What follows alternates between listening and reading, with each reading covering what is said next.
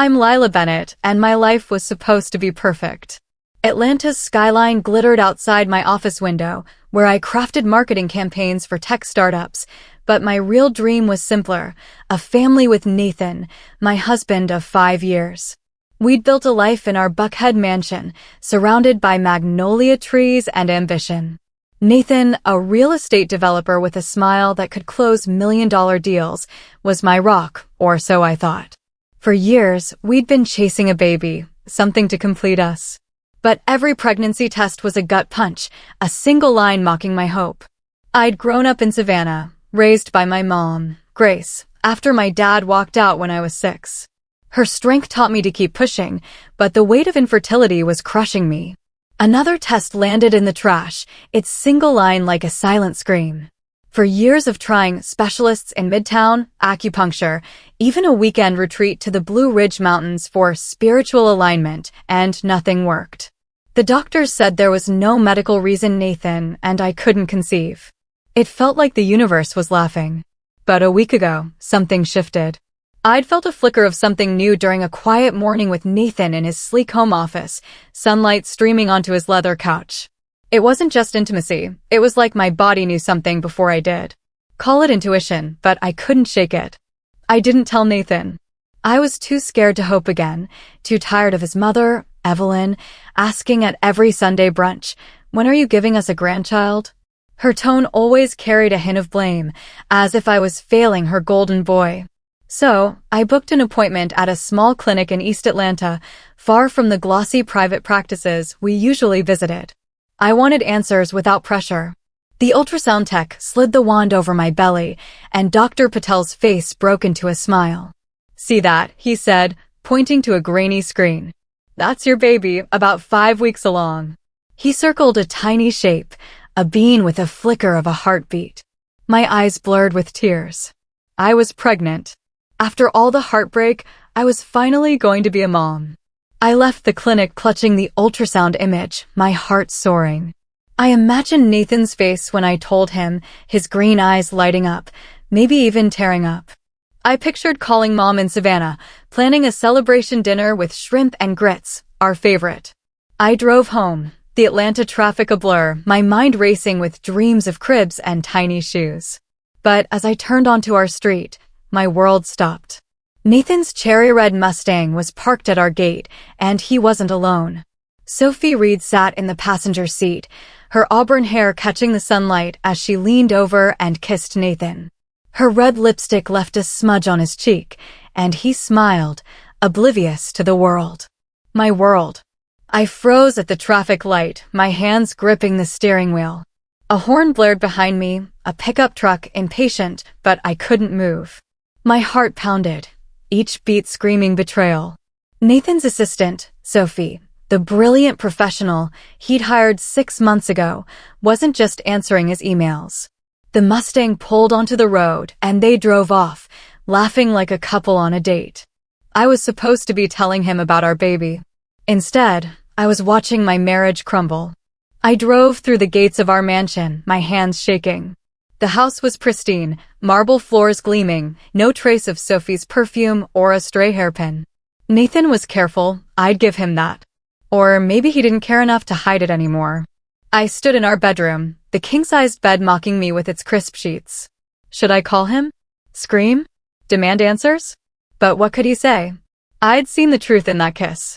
Talking wouldn't undo it. I felt hollow, like the years of love and trust had been sucked out of me. The ultrasound picture in my purse felt like a cruel joke now. Telling him about the baby would look desperate, a plea to keep a man who'd already checked out. I packed a suitcase, jeans, sweaters, the ultrasound tucked safely inside. No tears came. I was too angry for that. I called an Uber and headed to the Amtrak station, bound for Savannah. I needed my mom, the salt air, the oak-lined streets of my childhood. Atlanta's glitz faded behind me as the train rolled south.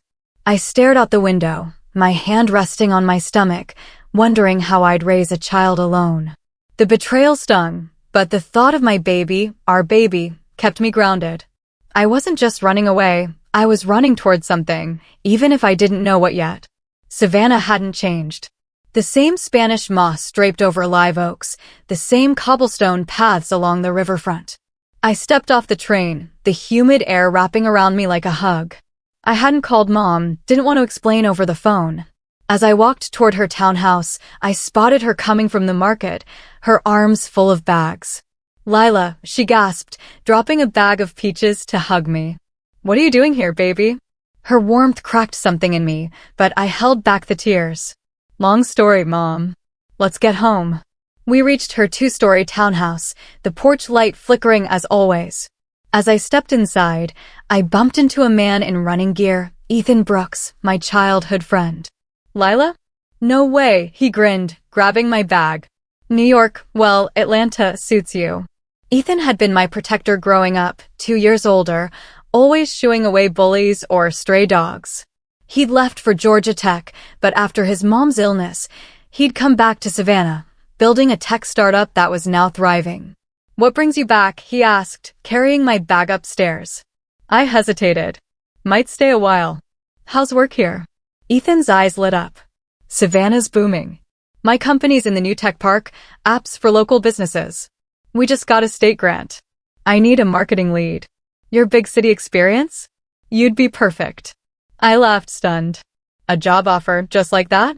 You serious?" He nodded. "Good salary, benefits, flexible hours. Think about it." Mom appeared, and Ethan grabbed her bags too, earning us such a gentleman from her. Over dinner, I told Mom about Nathan's betrayal, skipping the pregnancy. She hugged me tight, promising we'd figure it out. Savannah felt like a lifeline, but the weight of my secret, my baby, still loomed. The next morning, I walked to Savannah's women's clinic, my stomach in knots. Dr. Clara Evans, who'd helped me through teenage health scares, was still there. I needed to see her about the pregnancy, specifically, to end it. I couldn't imagine raising a child alone, not after Nathan's betrayal. The clinic was quiet, just a couple of women in the waiting room. Dr. Clara recognized me instantly. "Lila Bennett. Married? Kids?" Her kindness broke me. Tears spilled as I told her everything. For years of infertility, Nathan's affair, the baby I now carried. "I need a referral for an abortion," I sobbed. Dr. Clara closed the door and hugged me. "Lila, listen," she said gently. "You've wanted this child for years. This baby isn't to blame for Nathan's actions. It's already got a heartbeat, a little life inside you." I shook my head. "But how can I do this alone? The gossip, the struggle." She cut me off. "You're stronger than you know. And if you end this, you might not get another chance. Surgery can complicate things." Her words hit hard.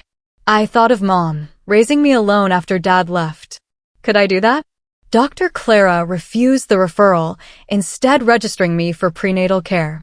"You'll come every 2 weeks. This is the right choice, Lila." I left the clinic, eyes puffy, mind racing. How would I tell Mom? My sister, Hannah, a busy mom herself, would be shocked. The thought of Savannah's nosy neighbors whispering made my skin crawl. I wandered toward the riverfront, lost in thought, when a Jeep honked. Ethan waved me over. "Need a lift?" I climbed in, grateful for the distraction. Just feeling off, I lied when he asked about the hospital. "Take me to Forsyth Park. Remember our graduation picnic there?" He grinned and we drove, the city buzzing with life, new cafes, boutiques, and a vibrancy I hadn't expected. Maybe Savannah could be home again.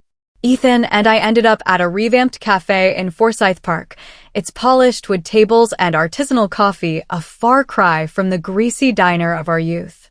I was starving, my pregnancy cravings kicking in. We ordered crab cakes, sweet potato fries, and iced tea. Ethan leaned back, studying me. "You're different, Lila." "What's going on?" I stared at my plate, the weight of my secret pressing down.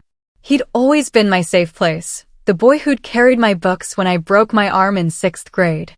I took a breath. "I'm pregnant. And Nathan, he's with someone else." I thought about ending it, but the doctor wouldn't let me. Ethan's face softened, no judgment in his eyes. "You're keeping the baby?" I nodded, tears welling. "But I'm terrified. Who'd want me like this?" He reached across the table, his hand steady on mine. "Lila, I've always wanted you. Marry me." I'll love you and that baby like my own. My heart stopped. A velvet box appeared, a ring, simple but beautiful. I heard from your mom you left Nathan. I'm not letting you slip away again. I laughed through tears, remembering how I dismissed Ethan as just a friend in high school. He'd been at Georgia Tech when I met Nathan, and I'd never seen the depth of his feelings. I can't say yes yet, I said, wiping my eyes. I need to divorce Nathan first. Make sure my baby's future is secure. Ethan nodded. I'll wait. Always have. His certainty anchored me, a flicker of hope in the chaos. I glanced at the ring, imagining a life where my son and I weren't alone. For the first time in days, I felt like I could breathe. Back in Atlanta, Nathan and Sophie were rewriting my life without me. Sophie strutted through our mansion, directing the staff, driving my car, planning a lavish Caribbean getaway. Nathan, relieved I'd left without a fight, saw it as a clean break. He hated drama, tears were his kryptonite. He figured he'd file for divorce after I'd been gone 6 months, citing abandonment. Sophie, eager to lock in her role as Mrs. Carter, pushed him to act faster, but Nathan was content to wait, admiring her in the garden, picking roses for a bouquet. She'll give me perfect kids, he thought, dismissing me entirely. I didn't know their plans, but I felt their absence. No calls, no texts, just silence. It stung, but it also freed me. In Savannah, I settled into Mom's house, dodging her questions about my plans. My sister, Hannah, came over, furious about Nathan. That snake doesn't deserve you, she said, promising to visit more. I didn't tell her about the baby yet, still grappling with how to move forward. Ethan's proposal lingered in my mind, a promise of something real. I started working at his company, crafting marketing plans that felt like a fresh start. Savannah's growth, new restaurants, a bustling riverfront, mirrored the possibility of my own reinvention. But every night, I touched my growing belly, wondering if I was strong enough for what came next. Months passed, and my belly grew. I named my son Caleb, born in a Savannah hospital with Mom and Hannah by my side. Holding him, I felt a love fiercer than anything I'd known. But the divorce loomed. Nathan's lawyers sent letters to Mom's address, summoning me to court. I stalled, citing health issues, dragging it out to protect Caleb's future. I wanted him to have a piece of Nathan's wealth, something to counter the pain his father caused. Ethan, now my lawyer and rock, helped me strategize. The courthouse in Atlanta was cold, all marble and echoes. Nathan and Sophie arrived, her in a tailored dress, him in a sharp suit, both smirking like they'd already won. I walked in, Caleb in my arms, his tiny hand clutching my finger. Nathan's jaw dropped. "What's this?" he stammered. Sophie's face twisted, realizing the game had changed. The judge raised an eyebrow as I explained. Caleb was Nathan's son, born 3 months ago. By Georgia law, a child under 1 meant Nathan couldn't initiate the divorce. The room buzzed with tension. Sophie hissed at Nathan, "Do something." He glared, silent, his plans unraveling. The judge postponed the hearing, citing the new complexity. I held Caleb close, his warmth steadying me. I wasn't just fighting for me anymore. In the courthouse break room, I fed Caleb, ignoring Nathan's attempt to corner me. "Why didn't you tell me?" he demanded, his voice low but sharp. "I saw you kissing Sophie in your Mustang," I shot back. What was there to say? His face reddened, but he had no defense. "I won't let you divorce me," he said, blocking my path. I smiled, unshaken. "You won't win this." With Ethan as my lawyer, I felt untouchable. I sat down and filed for divorce myself, claiming my car, gifted on our first anniversary, and a share of Nathan's assets for Caleb. The judge's ruling came swiftly. Caleb's paternity secured him a portion of Nathan's real estate holdings, enough to ensure his future. Sophie's eyes burned with fury, her dreams of a clean takeover shattered. Nathan clenched his fists, but he was powerless. As I left the courtroom, Caleb asleep against my chest, I felt a weight lift. I'd fought for my son and won. Nathan's betrayal couldn't touch us anymore. I glanced at Ethan, his steady presence a reminder of what lay ahead. "Ready to plan that wedding?" I whispered. He grinned, squeezing my hand. "Let's make it a good one." Back in Savannah, life felt new. I moved into a small apartment near the riverfront, Caleb's crib by my window. Ethan's company was thriving, and my marketing work gave me purpose. We planned our wedding, a simple ceremony in Forsyth Park, under the oak trees, with Mom, Hannah, and a few friends.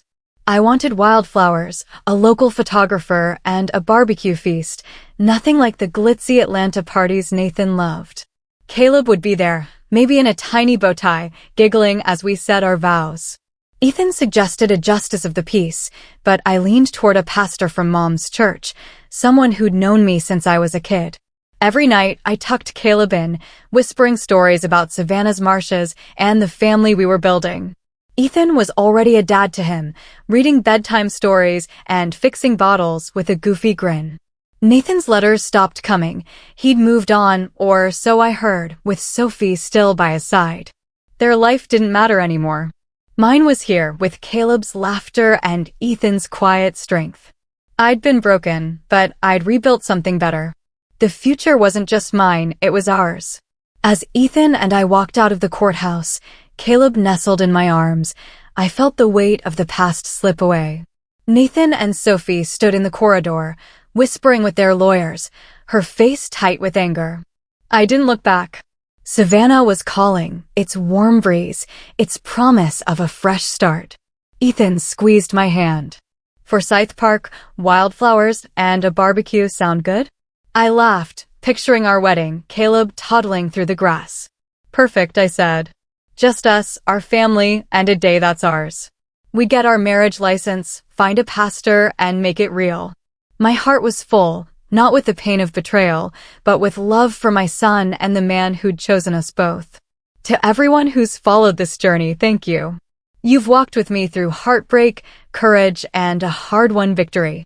If my story moved you, hit that subscribe button and join us. Every scar tells a story of strength, every step a new beginning. Keep building your own path, and I'll meet you in Savannah, where love and family always find a way.